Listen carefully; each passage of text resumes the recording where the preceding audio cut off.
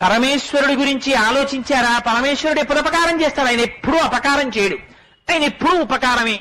అందుకని మనస్సు ఏమైపోతుంటుంది?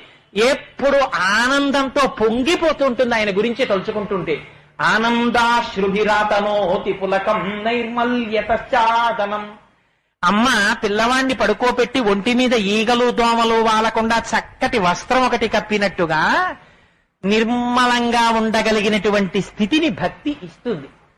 లేదా ఆ నిర్మలత్వం కాని మనిషిలో లోపించిపోతే ఆ బాధ ఏమిటో ఎప్పుడు తెలుస్తుందో తెలుసా అండి? ఇప్పుడు తెలియదు, వృద్ధాప్యం వచ్చిన తరువాత తెలుస్తుంది.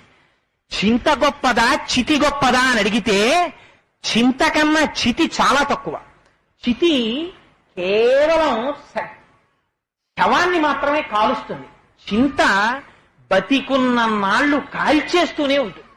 అందుకని అది ఒక్కసారే కాల్చే